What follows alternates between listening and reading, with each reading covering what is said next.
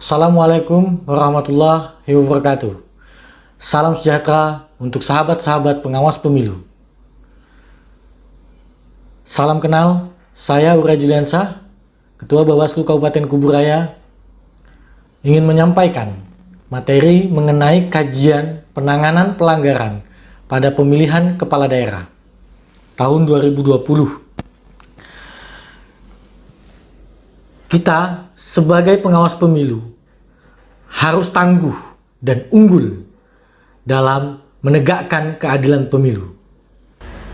Sahabat pengawas pemilihan sekalian, sebelum kita tahu mekanisme dan memahami mekanisme tentang kajian, maka kita harus paham tentang definisi kajian. Dugaan pelanggaran. Kajian dugaan pelanggaran pemilihan adalah penulisan hasil rangkaian proses administrasi, pengumpulan bukti, klarifikasi, analisa hukum, kesimpulan, rekomendasi atas temuan dan atau laporan dugaan pelanggaran sebagai dasar untuk menentukan dan memutuskan temuan atau laporan tersebut sebagai pelanggaran atau bukan pelanggaran, bahkan atau pelanggaran tertentu dan sanksinya yang direkomendasikan kepada pihak yang berwenang. Dasar hukum dalam pembuatan kajian penanganan pelanggaran menggunakan Undang-Undang Nomor 10 Tahun 2016 tentang pemilihan gubernur, bupati, dan wali kota, serta aturan teknis.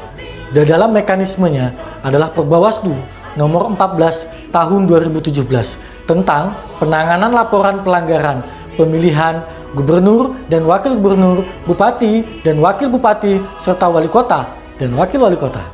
Sistematika kajian tertuang di dalam formulir model A8. Formulir A8 memuat diantaranya 1. Identitas pelapor dan pihak yang berhak melaporkan. 2. Identitas pihak terlapor. 3. Waktu pelaporan tidak melebihi ketentuan paling lama 7 hari kalender sejak diketahui dan atau ditemukan dugaan pelanggaran. 4. Kesesuaian tanda tangan dalam formulir laporan dugaan pelanggaran dengan kartu identitas. 5. Peristiwa dan uraian kejadian. 6. Tempat peristiwa terjadi. 7. Saksi yang mengetahui peristiwa tersebut. Dan 8. Bukti. Di dalam form A8 sesuai dengan penjelasan saya di awal bahwa di dalam kajian memuat 5 item. 1. Pokok permasalahan. 2. Data. 3. Kajian. 4. Kesimpulan. 5. Rekomendasi. Data memuat 1. Pelapor atau penemu. 2. Pekerjaan dan jabatan. 3. Alamat. 4. Terlapor atau pelaku. 5. Pekerjaan. 6. Alamat. 7. Tanggal laporan atau temuan. 8. Tanggal peristiwa. 9. Bukti-bukti yang telah dikumpulkan. Kajian memuat 1. Dasar hukum. 2. Fakta-fakta yang telah dikumpulkan. 3. Analisis di mana berisi tentang temuan laporan, tentang penemu pelapor, tentang pelapor, tentang waktu temuan atau laporan, tentang dugaan pelanggaran yang terjadi. Fakta adalah hasil dari klarifikasi, alat bukti, dan barang bukti. Di antaranya, fakta yang dikumpulkan adalah keterangan pelapor, keterangan saksi, keterangan ahli, keterangan terlapor, alat bukti, dan barang bukti. Di dalam mengumpulkan bukti, kita harus tahu tentang definisi mengenai bukti. Pada pasal 1866 Kitab Undang-Undang Hukum Perdata, alat-alat bukti dalam perkara perdata terdiri atas bukti tulisan, bukti dengan saksi-saksi, persangkaan-persangkaan, pengakuan, dan sumpah. Pengakuan dapat kita ambil dari keterangan ahli, dari saksi-saksi, pelapor, dan terlapor, serta sumpah dari mereka. Pasal 184 ayat 1 KUHP Yang dimaksud dengan alat bukti adalah: 1. Keterangan saksi yang didokumentasikan atau dituangkan dalam penulisannya, keterangan ahli, juga demikian surat atau dokumen penting yang kita kumpulkan untuk bahan kajian, petunjuk-petunjuk lainnya, serta keterangan terdakwa. Selain kita memahami definisi bukti, kita juga harus memahami definisi saksi. Pada pasal 1 angka 27 KUHP adalah keterangan saksi merupakan salah satu alat bukti dalam perkara pidana yang berupa keterangan dari saksi mengenai suatu peristiwa pidana yang ia dengan sendiri, ia lihat sendiri, dan ia alami sendiri dengan menyebut alasan dari pengetahuan itu. Pada pasal 185 ayat 5 KUHP, baik pendapat maupun rekaan yang diperoleh dari hasil pemikiran saja, bukan merupakan keterangan saksi. Sedangkan saksi yang tidak dapat didengarkan keterangannya ialah saksi diaiditu, yaitu saksi yang hanya dapat menerangkan apa yang didengarkannya. Telah dikatakan orang yang dalam pengertian lain dari kamus hukum dijelaskan bahwa diaiditu testimonium diaudit, keterangan saksi yang disampaikan di muka sidang pengadilan yang merupakan hasil pemikiran saja atau hasil rekaan yang diperoleh dari orang lain. Selain saksi diauditu, terdapat pula kriteria yang tidak dapat menjadi saksi sesuai pasal 145 HIR yang tidak dapat didengar sebagai saksi adalah: 1. Keluarga sedara dan keluarga semenda dari salah satu pihak menurut keturunan yang lurus. 2. Istri atau suami dari salah satu pihak meskipun sudah ada perceraian. 3. Anak-anak yang umurnya tidak dapat diketahui pasti bahwa mereka sudah berusia 15 tahun. 4. Orang gila meskipun ia terkadang-kadang mempunyai ingatan yang terang. Dalam analisis, kita perlu memahami tentang temuan atau laporan. 1. Temuan adalah hasil pengawasan pengawas pemilihan yang mengandung dugaan pelanggaran. Laporan adalah dugaan pelanggaran, laporan yang disampaikan secara tertulis oleh pelapor kepada pengawas pemilihan tentang dugaan terjadinya pelanggaran pemilihan. Kita juga harus memahami tentang penemu, pelapor. 1. Penemu dugaan pelanggaran merupakan pengawas pemilihan, baik Bawaslu Provinsi, Bawaslu Kabupaten, Kota, Panwaslu Kecamatan, Panwaslu Kelurahan atau Desa, pengawas TPS.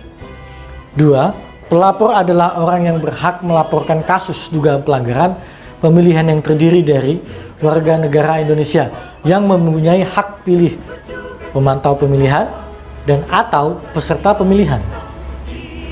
Tentang terlapor.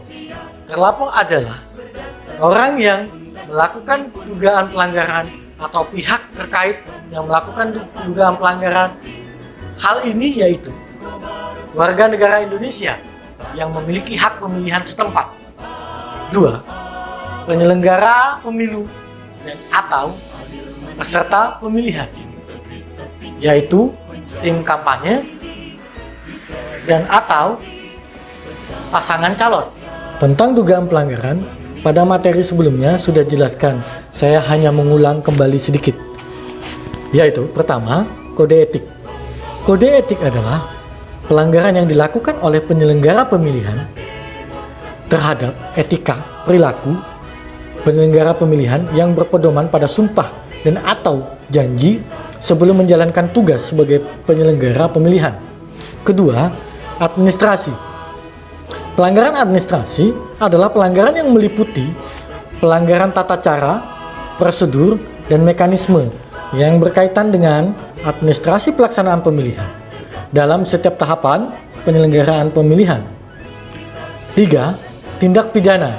Tindak pidana pemilihan adalah tindak pidana pelanggaran dan atau kejahatan terhadap ketentuan tindak pidana pemilihan sebagaimana diatur dalam Undang-Undang tentang Pemilihan Gubernur, Bupati, dan Wali Kota. Tentang waktu dan temuan laporan, perlu kita pahami bersama. 1. Waktu pelaporan tidak melebihi ketentuan paling lama 7 hari sejak diketahuinya dan atau ditemukannya dugaan pelanggaran.